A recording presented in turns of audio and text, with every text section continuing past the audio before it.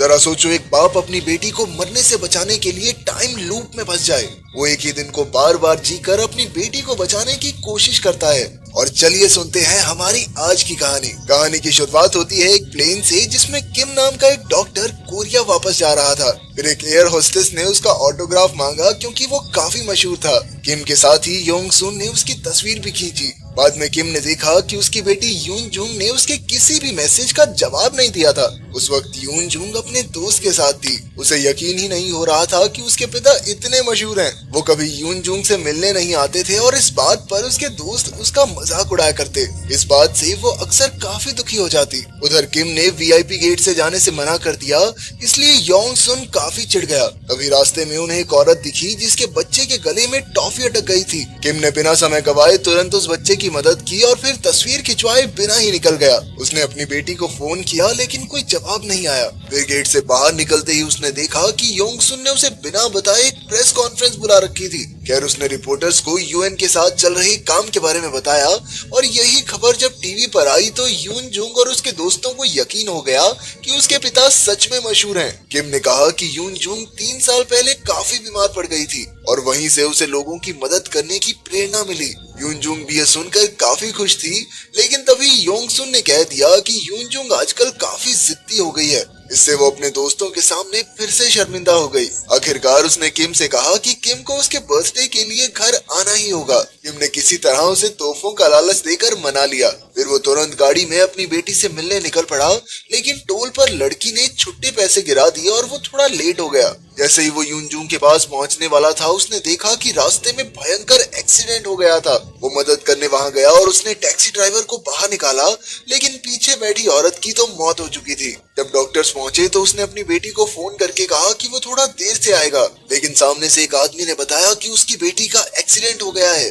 तब जाकर किम को एहसास हुआ कि इस टैक्सी की टक्कर उसकी बेटी से ही हुई थी। इससे पहले कि वो कुछ करता, किम ने अचानक पलक झपकाई और वो वापस प्लेन में पहुंच गया। वही एयर होस्टेस उसका ऑटोग्राफ मांग रही थी और फिर एक एक करके सारी चीजें फिर से होने लगी। किम को पहले ही पता था कि बच्चे के गले में टॉफी अटकने वाली है और ये भी कि बाहर प्रेस उसका इंतजार कर रही है। इस बार वो इतना बौखला गया कि इंटरव्यू बीच में ही छोड़कर भाग आया। उसने यूनजोंग को कहा भी कि वो खुद उसे लेने आएगा, वो बाहर ना निकले, लेकिन वो नहीं मानी। किम ने गाड़ी चलाते हुए उसे फोन किया, लेकिन जब उसकी बेटी ने जवाब नहीं दिया तो इस बार वो छुट्टे लेने के लिए भी नहीं रुका। लेकिन जब तक वो एक्सीडेंट की जगह पहुंचा तब तक यूनजोंग मर चुकी थी। जैसे ही वो अपने घुटनों पर गिरा, उसका दिन एक बार फिर से शुरू हो गया। इस बार वो बिना समय गवाए भागा और रास्ते में बच्चे की टॉफी भी छीन ली। वीआईपी गेट से होते हुए वो अपनी गाड़ी तक पहुंचा और यूनजूंग से कहा कि वो आज नहीं मिल सकते, लेकिन उसकी बेटी नाराज होकर कहने लगी कि वो उससे नफरत करती है। वो कहने लगी कि वो चाहे आए या ना आए, लेकिन वो उसका वहां इंतजार जरूर करेगी।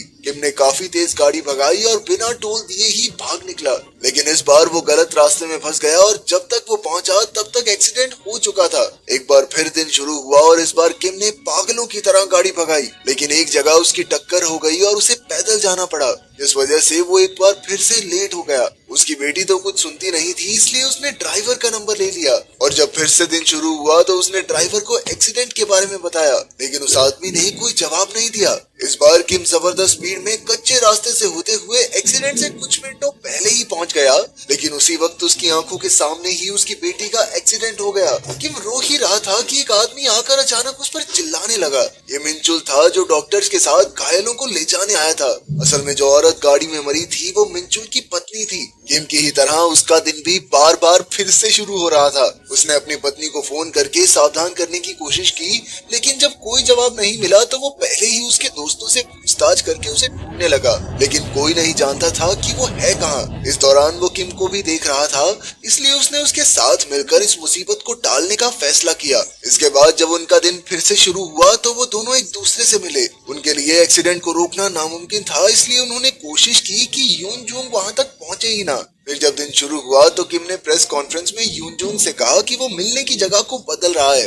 यूनजूंग ये सब टीवी पर सुनकर फिर से गुस्सा हो गई और अपने पिता की बात नहीं मानी। इसके बाद किम ने उस टैक्सी वाली औरत मिक्यूंग को फोन किया क्योंकि वो मिंचुल से लड़ाई की वजह से उसका फोन नहीं उठा रही थी। किम ने उसे एक्सीडेंट के बारे में सावधान करने की कोशिश की, लेकिन तब तक वो टैक्सी में बैठ चुकी थी और थोड़ी ही देर में आखिरकार एक्सीडेंट हो ही गया। जब दिन फिर से शुरू हुआ तो आदमियों ने अपनी तरकीब बदली। इस बार किम ने शुरुआत में ही जगह बदलने की बात नहीं की। उसने कहा कि वो यूनजूंग से बेहद प्यार करता है और बड़े प्यार से उसे समझाते हुए कहा कि जगह बदल लेते हैं, बढ़िया रहेगा। आखिरकार यूनजूंग मान गई। उधर मिंचुल अपनी पत्नी को तो नहीं रोक सकता था, इसलिए उसने टैक्सी को रोकने का फैसला किया। उसने एक ईंट से अपना सर फोड़ा और पुलिस को उस टैक्सी का नंबर दे दिया ताकि वो उसे रोक ले। तब मिंचुल को याद आया कि उनकी बहस बच्चे को लेकर हुई थी। मिक्यूंग बच्चा चाहती थी, लेकिन मिंचुल इसके लिए तैयार नहीं था। बहस के बाद मिक्यूंग ने उससे कोई बात नहीं की। कुछ देर बाद पुलिस और किम एक्सीडेंट की जगह पहुंचे, लेकिन वहां कोई एक्सीडेंट हुआ ही नहीं। उन्हें लगा कि आखिरकार उन्होंने एक्सीडेंट होने से रोक लिया। फिर किम पार्क में अपनी बेटी से मिलने पहुंचा। उधर पुलिस को जब वो टैक्सी मिली तो ड्राइवर ने जबरदस्त स्पीड में गाड़ी भगा ली। मिंचुल को इसकी खबर मिली तो वो भी पार्क की तरफ भागा। किम पार्क में अपनी बेटी को ढूंढ रहा था, तभी उसे एक अनजान नंबर से फोन आया। ये वही टैक्सी वाला था।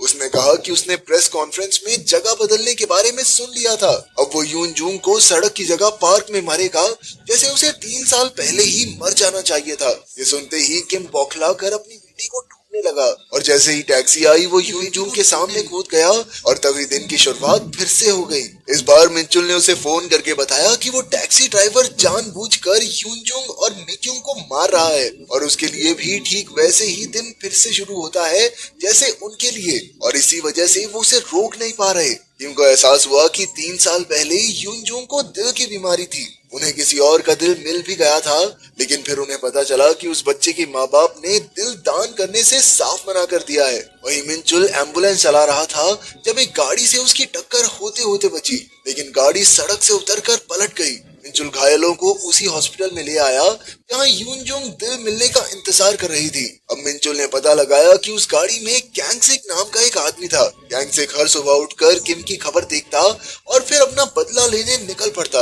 आखिरकार किम कैंगसिक के घर पहुंचा, लेकिन घर एकदम खाली था। वहां उसे 3 साल पुराने हॉस्पिटल बिल्स और उसके बेटे हारू की तस्वीर मिली। आखिरकार उसे सब कुछ समझ आ गया। उसने मिंचुल को बताया कि उस रात मिंचुल ने उन्हें हॉस्पिटल लाने में देरी कर दी थी। हारू पहले ही ब्रेन डेड हो चुका था और कैंगसिक भी जख्मी होने की वजह से हारू का दिल दान करने की मंजूरी नहीं दे सका। इसलिए किम ने कैंगसिक के नकली साइन करके अपनी बेटी को बचा लिया था। अब वो कैंगसिक को बचाकर उससे माफी मांगना चाहता था ताकि वो किसी का खून न करे, लेकिन मिंचुल तो उसे उसके लिए सजा देना चाहता था। यहीं से दोनों अलग अलग रास्तों पर निकल गए। मिंचुल घर में सुराग ढूंढने लगा तो उसने एक डायरी में देखा कि मिक्यूंग प्रेग्नेंट थी और इसीलिए वो बच्चे की बात कर रही थी और इस वक्त वो डॉक्टर के पास जांच के लिए गई थी। उधर किम एक्सीडेंट होने के बाद कैंगसिक को हॉस्पिटल ले आया और उसे कुछ इंजेक्शंस देकर जिंदा रखा। उसने माफी मांगते हुए कहा कि अगर उसकी जगह कोई और बाप भी होता तो अपनी बेटी को बचाने के लिए यही करता, लेकिन कैंगसिक ने कहा कि अगर किम उसकी जगह होता तो वो भी बदला जरूर लेता।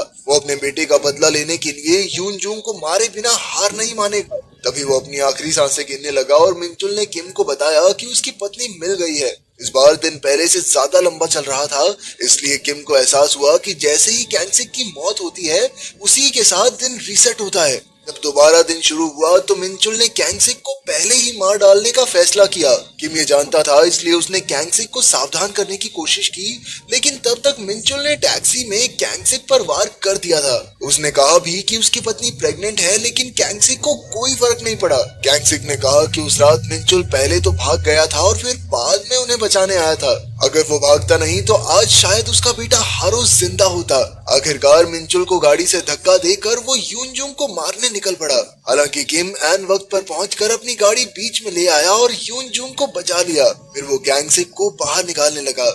जब कैंगसिक ने पूछा कि वो उसे क्यों बचा रहा है तो किम ने कहा कि उसकी मौत से ये दिन फिर से शुरू हो जाता है, यानी ये समय का चक्कर हारू ने ही बनाया है जो अब भी यूनजूंग के दिल के रूप में जिंदा है। हारू कैंगसिक को मरने से बचाना चाहता है और अगर यूनजूंग मर गई तो हारू भी मर जाएगा। लेकिन तभी मिंचुल ने बहुत तेजी से गाड़ी लाकर टैक्सी से टकरा दी। उसके सर पर खून सवार था और वो चाकू लेकर कैंगसिक को मारने निकला तो किम ने उसे रोकने की कोशिश की, लेकिन चाकू गलती से किम को लग गया और उसने मिंचुल को समझाया कि कैंगसिक को जिंदा रखना होगा, क्योंकि बस यही एक तरीका है जिससे यून जूंग, मी क्यूंग और उसका बच्चा जिंदा रह सके। उसी वक्त कैंगसिक की नजर यून जूंग पर पड़ी तो उसे याद आया कि 3 साल पहले यून जूंग ने उसके पास आकर कहा था कि हारू अब उसमें जिंदा है और उसके लिए कैंगसिक को भी ठीक होना होगा। आखिरकार उसे यून जूंग में हारू दिखाई देने लगा और उसने यून जूंग को गले लगा लिया। तभी गाड़ी में आग लग गई और उसने ढाल बनकर यून जूंग की रक्षा की।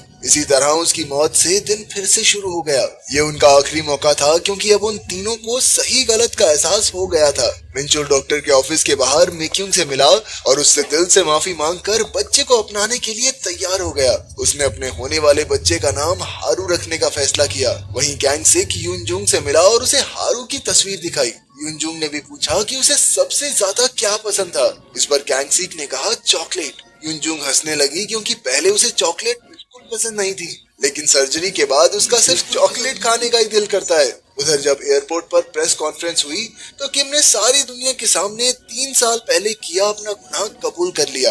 अगर वीडियो पसंद आई तो लाइक कर देना, चैनल को सब्सक्राइब कर देना। मिलते हैं अगली वीडियो में।